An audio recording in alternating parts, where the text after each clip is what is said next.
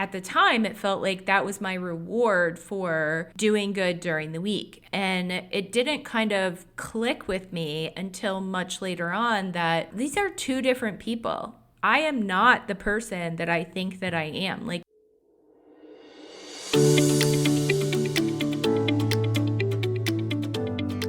do you struggle to maintain weight loss but desperately want to feel good in your own skin, confident in your clothes, and improve your overall health? If so, you're home. Hey, I'm Sam, dietitian, specialist in weight management, and former functioning fat girl.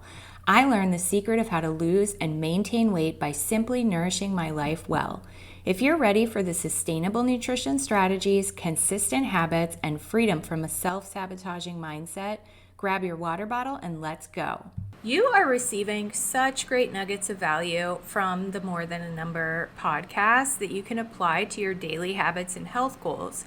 But if you know you need a higher touch to help you on your journey, an accountability partner to keep you focused on your goals, investigate the simplest solutions to eliminate the overwhelm of being stuck like Chuck with your weight loss attempts, and an expert to help you wade through the weeds of the 10 tons of health and nutrition information from the interwebs that may or may not be beneficial for you, I have great news. I am currently accepting one-on-one coaching clients for my 90 Days to Nourish Well program, where we eliminate the weight overwhelm and get you to start achieving long-lasting results. If that sounds like what you need, click the link in the show notes, my friend, to sign up and start moving towards your goals. I can't wait to meet you. Okay, let's dive into today's episode. Hello.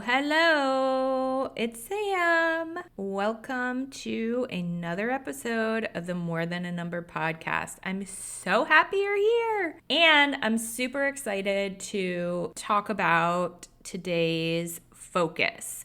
I teased it a little bit in the last episode that we're going to be talking about mindset shifts. And this is something that I'm incredibly passionate about because I really had to kind of have a come to Jesus moment with myself and do this with myself. And so what I want to talk about is more of an identity-based thinking. So how do we see ourselves? And I'm going to give you an example. So for a really long time, after I had lost weight and, I was becoming a dietitian, I went back to school, I was becoming a dietitian, I was bartending during school, and I was kind of the old lady, by the way, in my class and my cohort, and even among my colleagues or my coworkers at the bar, because I was just about 30 when I went back to school to become a dietitian. So this was during that time, but remember, the first half of my 20s, I was nearly 400 pounds and miserable. So this was after I had lost a ton of weight. I got into the best shape of my life. I had skin removal surgery. I was feeling myself for the first time in a long time. So I felt like I deserved to be having fun. And as, working in a bar as a bartender, all of the, I don't want to call them kids, but all of the younger people that work there would all go out after work, go to, another bar to drink and hang out and have fun. And I really kind of fell into that habit pretty deeply. I did put on weight, even though I was going to school to become a dietitian. And in the beginning, even after I had passed my boards and was looking for a job in a hospital, I was going out a lot. I was partying. And like I said, I was kind of feeling myself for the first time. So I say all this to kind of paint you a picture of Monday through Thursday, or the majority of the week, I was quote unquote good. And I would get up early and go to the gym, and I would eat my prepped food during the day and drank my water and went to bed at a decent time. And I did all the things. But then come happy hour on Friday, it was like, woohoo! woo, I have been good all week. I've put in the work. I've been disciplined, and it's been a tough week, and this happened and that happened. And so I deserve to have fun. And I kind of like really would justify really bad habits on those like 3-4 days of the weekend, because it was kind of like half the week I was one person. And then the other half the week, I was a completely different person. I was drinking excessively, binge drinking. And then along with the binge drinking, I was binge eating, because when I would drink, or when anybody drinks, your inhibitions are lowered. And so as soon as I would start drinking, it was like, I want this fried food. Like I have to stop at McDonald's or Taco Bell on the way home. Or if we were at a restaurant or something, it's like, order the mozzarella sticks or the mini burgers or whatever it was. So I would end up eating way more food and then not sleep, of course. I would be out really late, and so then I would wake up really late the next day, and I would feel like absolute flaming hot garbage and would not want to do anything all day long. So I would lay around, binge TV, so go to Netflix or Amazon Movies and whatever that's called, Prime, and I would just like do nothing all day and lay around and eat more. I'd order food, or if I had food at home, I would just like eat all day, and it just the whole cycle would continue. And then I might go out again the next night, and then the same thing would happen the next day, and then I'd have to pull it together on Monday or Tuesday, and then for another couple days I'd be quote unquote good. And it was just crazy, because I really fully believed and was so passionate that I had become this healthy person, and I wanted to help people so badly find that freedom and find that life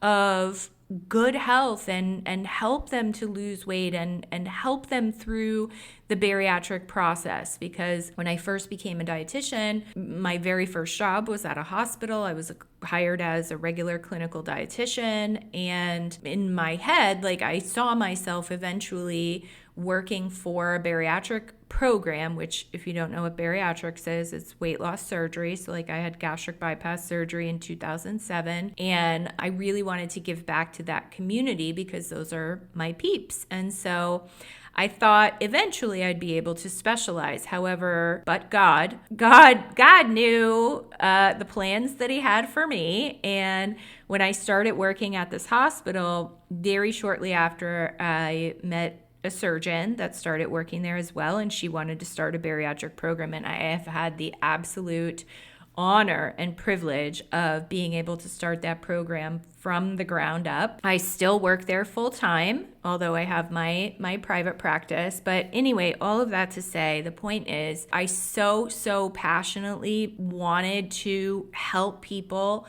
that are going through the bariatric process feel less alone, feel comforted in knowing that you can keep that weight off long term.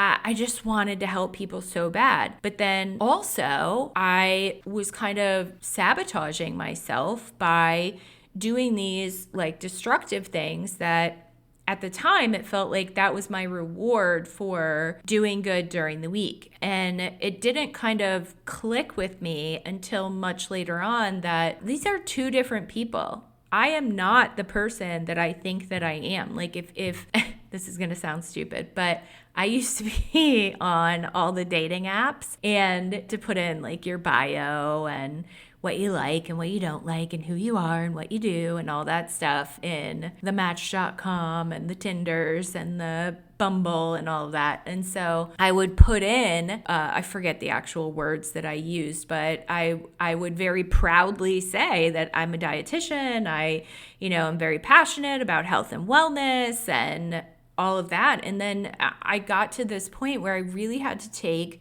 a deep look at myself and what I was doing and all of those habits that we talked about in the last episode and kind of do this inventory of myself and be like, what are you doing, girl? The math ain't mathin' here. Your habits most of the time are not what you think that they are, because you're doing all of these other things and claiming that you are this person that you're not. So kind of this wake up call for me to say, like, wait a minute, who do I want to be?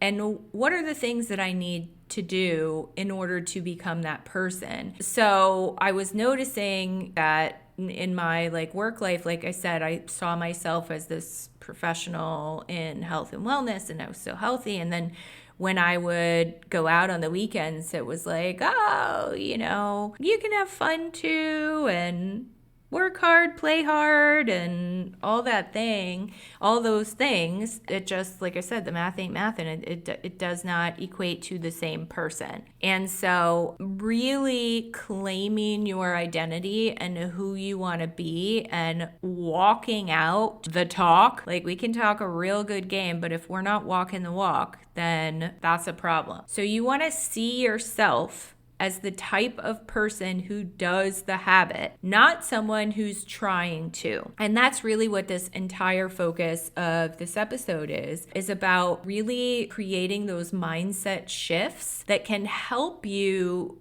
to be more consistent with those healthy habits that we talked about in the last episode. And if you haven't listened to the last episode, this isn't really like a part 2. You can certainly listen to this independently, but it would probably be great for you to hear the last episode also, not to plug myself, but it was a great way to focus on consistency, and I give you the strategies of how to be more consistent. So these identity-based habits, for example, I am someone who moves my body daily versus I need to exercise, or I'm trying to exercise more, or I should be exercising more. No, it's black and white. I am someone who moves my body daily. And when you see yourself as someone who moves your body daily, you're much more likely to move your body daily. See what I did there? So how we view ourselves and the way that we talk to ourselves is so powerful. I always love to go back to my guy, James Clear from Atomic Habits. And if you don't know what Atomic Habits is, please do yourself a favor. If you've never read it, Google it, buy it, get it immediately. You can listen to it on Audible, but you want to have that physical book, because trust me, you will have notes galore. I have little sticky notes all over, and I had the absolute honor of actually meeting James Clear, this is the author of the book, a couple years ago, and it was so awesome because I had my book with me and I showed him what an impact that book made on my life and on all of my clients. So I have used the teachings of Atomic Habits with so many of my patients in the hospital and also in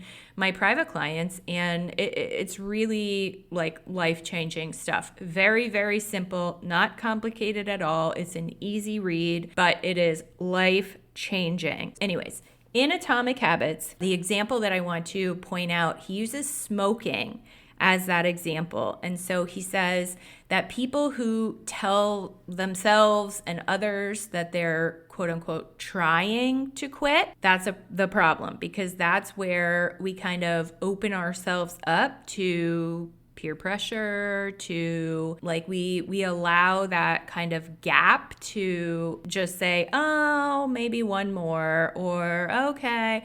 So when you're around other people who are smoking and someone offers you a cigarette, if you say, oh, I wish, but I'm trying to quit, that leaves that opening for them to keep offering or pushing, and you're more likely to give in and just be like, okay, I'll just have one. But if someone offers you a cigarette and you say, no thanks, I don't smoke, that's the end. More than likely, they're not going to be like, oh, you should start smoking. Like, most people are not, maybe back in the day, but nowadays, most people are not going to be like, oh no, this smoking thing, this is amazing, you should start doing it, and try to push it on you. No, they're just done. It's cut off. It's the end of conversation. Oh, okay, no problem. And they move on. Okay. And so I find that works so well in the case of certain foods. There's a lot of food pushers out there, and I truly love my family so dearly. And if you know me in person, you know that my family is so important to me. But like I said, we're Italian, we love our food, and we're food pushers. And honestly, like, I can say I'm guilty of it even sometimes. You know, if I make something and somebody says that they don't want to eat it, I literally take offense to it. I have to work on that on a daily basis. Because I take it personally, and that's how so much of my family is. Like, you feel guilty not eating the food. So in those cases, maybe we'll dive into that topic in a different episode too. That would probably be a good one to talk about ways that you can kind of get around that. But I find if, you know, let's say someone brings in the Dunkin' Donuts, or in the break room there's a whole bunch of pastries, or they order pizza or whatever, something that I might love, like it's one of those foods that, of course, I would like to have, but I am in a good groove, and that was not part of the plan for the day, and so I don't want to have it that day. If you're wishy-washy and you say stuff like, oh, I shouldn't, I'm really trying to be good, then people are going to pounce on that, keep pushing and be like, oh, it's just one, just have one. Or, you know, I made it special for you guys, and they lay on that guilt. But if you just give a blanket, no thank you, I don't eat that, or I don't like that, or I'm allergic to that, then they don't really have any reason to keep pushing, whether it's true or not. Not that I am endorsing lies, but sometimes with certain people just saying, you know what, thank you so much, it looks great, but I'm allergic. They can't keep pushing because, you know, obviously they don't want to have to like grab an EpiPen and help you if you have an allergic reaction. So finding your words and your language around it, your verbiage of how you want to handle those situations is really impactful. And if you yourself are viewing yourself as just trying to do something, then you're really putting yourself at risk for falling into those traps from other people, because it starts with ourself. And so it's a way of self-sabotage to set ourselves up like that for people to kind of go in and push us in the opposite direction. Really kind of thinking about how you respond in those ways. If you see yourself as, I'm a healthy person,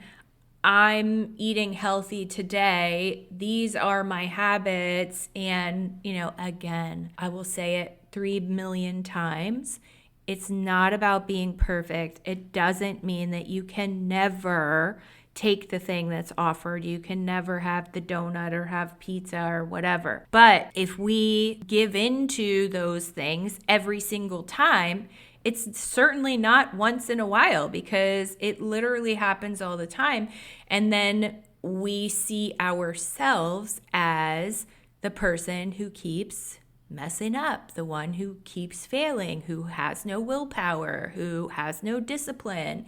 And we feel guilty, we feel shame, we're disappointed in ourselves, we lose that trust and we lose that confidence in ourselves. And so building habits and creating that consistency, like I've said before, that is building the trust and building the confidence within yourself. And the more you continue to breathe life into yourself and speak life and positive and goodness over yourself, confidence over yourself, that you are saying, I am a healthy person. This is my normal habit. This is my normal day to day. And it's not that I can never eat the pizza or I can never have the donuts, but today is not the day. Plan out those like intentional times where you do allow certain foods in. But on a regular day-to-day basis, remember, doing the thing that's hard is what is going to build that trust within yourself later on. It may feel awkward in the moment. Your brain may be screaming, yes, look at that donut, grab it, take it, have it. But you know in your heart of hearts that you already planned out your food for today. That was not part of your plan, and you're not hungry, you don't need that, and you don't want to have that today. You can say, I am confident that I have the willpower, I have the discipline. I am able to say, no, thank you. I'm allergic. You're allergic to donuts? Yes. Done. Case closed. Leave me alone. Keep your food pushing to yourself. Same thing with the working out. That's a really big one that people, I hear all the time. It's like, well, I'm trying to work out more. Well, I'm trying to go to Pilates or, play pickleball or whatever. But every time then somebody else will be like, oh, do you have to? Like, let's just watch this TV show instead. Or it's you. Maybe you're the one that's pulling yourself away from it. And you're like, well, I don't really feel like doing that. No, I'm the person that moves their body every day. I move my body every day. Have I moved my body yet today? No. Well, then I better go do it. I better go do the thing, because that's who I am. And I stick to my promises, I stick to my goals, and I stick to my commitments, and I show up for myself. Tell yourself that every morning. If you have to come up with mantras that you repeat to yourself every day, I am trustworthy. I am committed to this. I am a healthy person. I am the person who does the hard thing. You will show up for yourself. Tell yourself that. I show up for myself. I do the things that I need to do in order to meet my goals. It is incredibly life-changing, guys. Building that confidence through consistency is honestly mind-blowing. We do not realize how negative of a path it is to go down when we are constantly beating ourselves up. And that puts literally the weight of the world on us. We have so much metaphoric weight on our shoulders when we see ourselves as a failure. Then the thing that we actually want to do is never going to happen, because we're already seeing ourselves as, well, I'm trying to exercise more, but I usually will go to Pilates a couple days and then I fall off again. So we'll see where this goes. Well, it's not very encouraging. You're already kind of speaking that into existence, that you're only going to go a couple times and then you're going to fall off again. No, I am trustworthy. I show up for myself. I am someone who moves my body daily. I am someone who chooses healthy foods most of the time. I am someone who prepares my meals and snacks most of the time. I am someone who can deny temptation when it's applicable. I know that didn't sound right, but I am someone who can deny temptation, period. The end. Okay. You guys can do this. You can do hard things. I promise you. So build that consistency within yourself. What is the identity? Who is the person that you want to be? Declarations. That's the word that I was trying to think of before. Not necessarily mantras, but declarations. Declare it over yourself. I am someone who moves my body daily. I show up for myself. Use those declarations. Repeat them to yourself over and over and over again. And it will carry you so far in that journey of building consistency. I promise you, these little mindset shifts, they seem like they might be nothing, but I promise you they are everything. And absolutely, there's a few different good books on setting habits. The Compound Effect is also a really good one. But when I tell you, I do not only endorse Atomic Habits, I strongly, strongly encourage you. I wish I could buy one for every single one of my clients and give it to them and like go through it together, because I have to get it out every so often and go over all those practices again myself. It's so effective. Okay. And that is the biggest thing, I think, probably out of all of what I learned from the Atomic Habits, which just means like small habits. It is how we word the things that we're trying to do and those mindset shifts that are going to be the key to the long-term success. Okay. We got it? So who are you? Show up for yourself. You got this. I love you. God loves you. Have a beautiful day. Hey friend, I really hope you feel empowered by this episode. If so, would you take 30 seconds and share it with another friend who needs it? Also, please leave a quick review for the show on Apple Podcasts. It brings me so much joy to know this podcast is helping you. Okay, time to go nourish well, aka eat some good food. I'll meet you back here next time for another episode. I love you and God loves you. Have a beautiful day.